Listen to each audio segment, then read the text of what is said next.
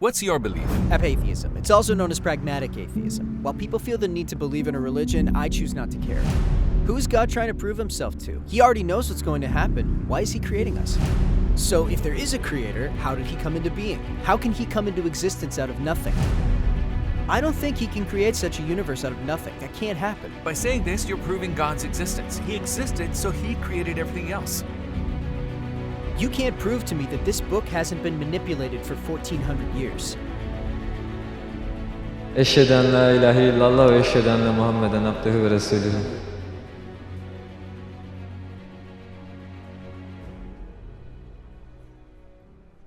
Is it okay if we post this on YouTube? Sure, you can post it anywhere. What's your belief? Apatheism. It's also known as pragmatic atheism. So in general, where some people feel the need to have a religion, I choose not to care. During high school, I started doing a lot of research. First, I leaned towards agnosticism because you can't be sure. I can never be sure. I can't tell you if there's a creator or not. Even if I believed in him, I can't prove it to you. That's why I tried to do more detailed research. First, I read books. There was a question that stuck in my mind, which was from the beginning to the end, the creator knows best how and when everything happens.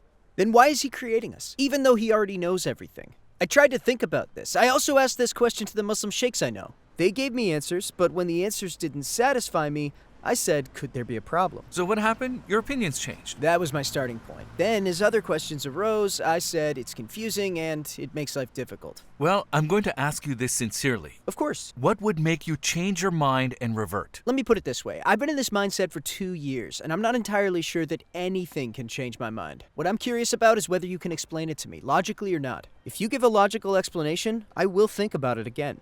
Then let's begin. We will look at things logically. Destiny is a misunderstood subject. It's also a frequently talked about topic. We can think of it like this. Destiny is Allah's knowledge, so it's Allah's knowing something. Knowing everything that happened in the past, present, and future is called destiny. You say, yes, if God knows everything, then why did he create us? We confuse Allah's knowledge with his intervention. There are different colors of the sun, right? Let's say one is yellow and the other is red. Now like this, Allah also has the name Al-Alim, and there's also the name Al-Qadir. The name Al-Alim comes from knowing, destiny is in that area, so that's Allah knowing things. The event of intervening, creating something comes from the name Al-Qadir, the name of Al-Khaliq. This is a different characteristic. So where do we get confused about fate? When the concepts of Allah knowing and Allah forcing or intervening are mixed up, just like the yellow and red colors of the sun. If we can view them as two distinct characteristics, then there will be no problem. We can also say knowledge is dependent upon the known. The fact that I know something depends on the event happening. For example, the time of sunrise is specific, right? Let's say 7:30. It's on the calendar too. Now the question is, does the sun rise at that time because 7:30 is written on the calendar, or does it say 7:30 on the calendar because the sun rises at that time? It was understood with science, so it was written. So I say knowledge is subject to the known, so the information here is dependent on the event. Just like this example, the fact that Allah knows what we are going to do does not mean that he intervenes. We are already doing it, and because we're doing it, Allah writes it into our destiny. I mean, he knows. Now, brother, I understand what you're saying is logical. It's understandable, but why does he do it when he knows? So he already knows what's going to happen. Everything is evident. What's the need? So you're asking then why did Allah create us? Allah's creation of us reflects his attributes. That is the manifestation of the attribute. For example, let's say you're a very generous person. You have such characteristics. You come and say, I want to treat you to something, and then I tie your hands together and prevented this feature from being exposed. Would it make sense? That would be absurd.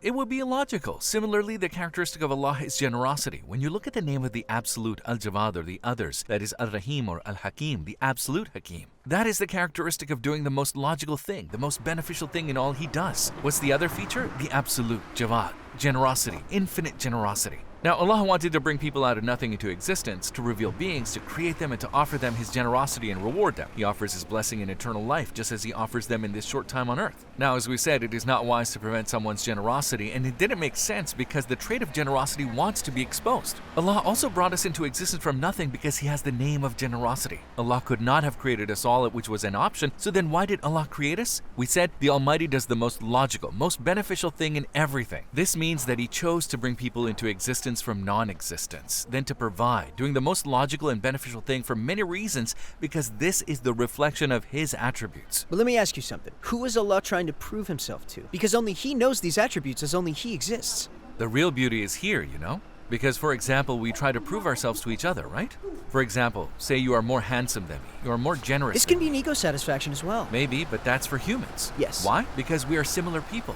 We are human, so we may have conflicts with each other. Allah has no partners. He's one. He is free of matter and space. This means that the desire to prove himself or his ego is out of the question for Allah. There is no one equal to him that he can or should prove himself to.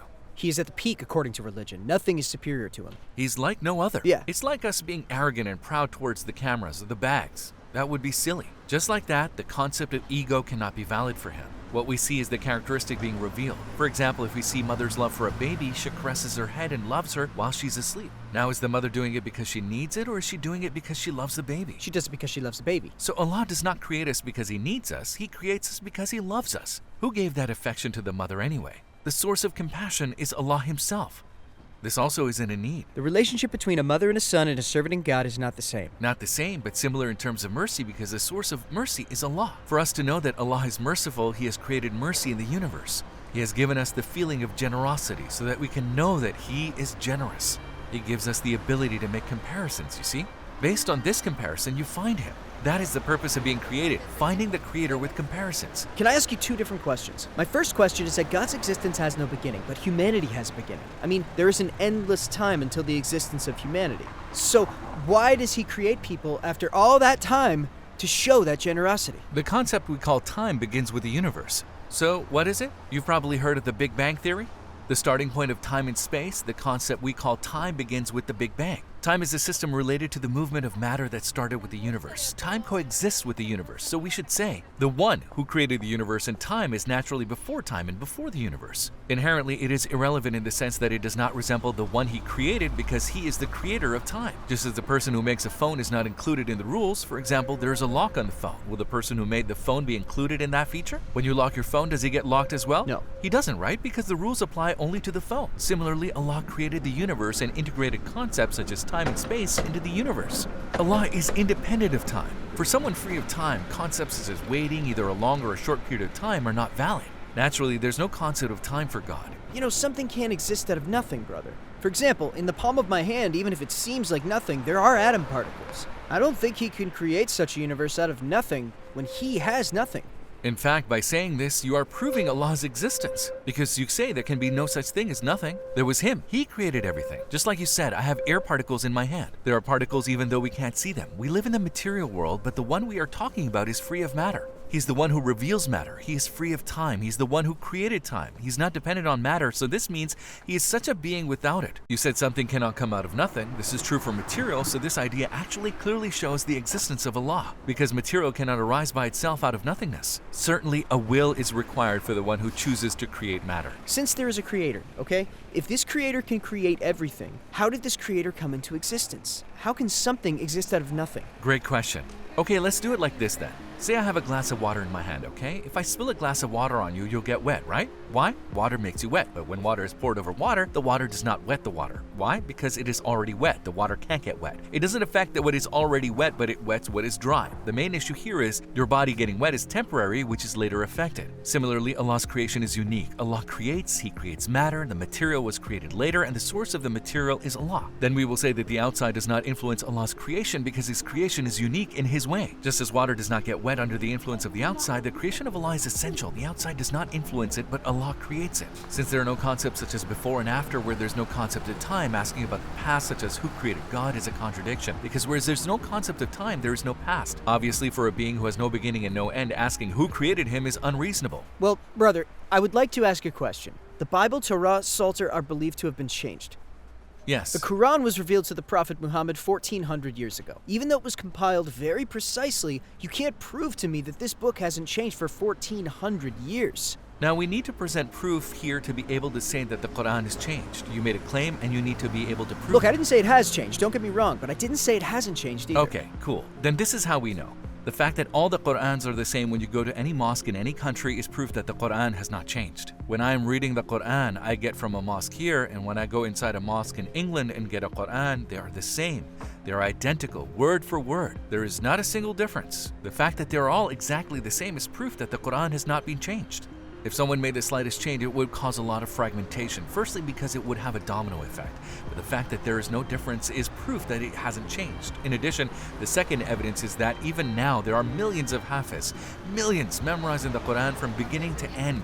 And a lot of people have adopted this idea. 1400 years later, even in this period, millions of people memorize it. Therefore, what does the continuation of memorization show us? It shows us that the Qur'an was memorized and brought to the present day this way. At the University of Birmingham in England, they found a Qur'an. They did a carbon-14 test on it and found that it dates back to the time of Uthman. For about 13 centuries, it has been read somewhere. Exactly the same every time, even when published on the internet. Even when we look at it, we can see that the Qur'an is literally one and the same. Let me put it this way, brother. When you think about it, there are points that one finds logical, but there are also points that they find unreasonable. Falling into this contradiction makes you say, what should I do? Is it reasonable to turn away from religion just because my mind couldn't quite understand the concept? Here's how you do it. Keep researching from inside. Think of a palace with 100 doors and you open one. Even if there are closed doors, meaning points that you don't understand, it doesn't stop you from going inside. Just one door is enough. I will repeat it. Let's continue our search through the palace. I mean, brother, your words are very appealing.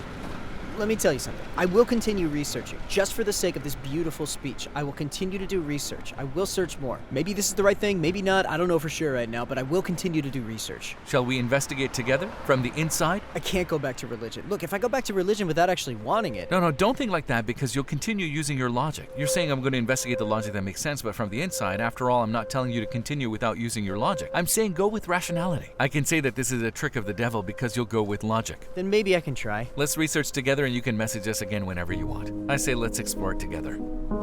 Okay. Okay, man. Great. Do you remember the Shahadah? Let's go. Eşheden la ilahe illallah ve eşheden Muhammeden abdühü ve resulühü.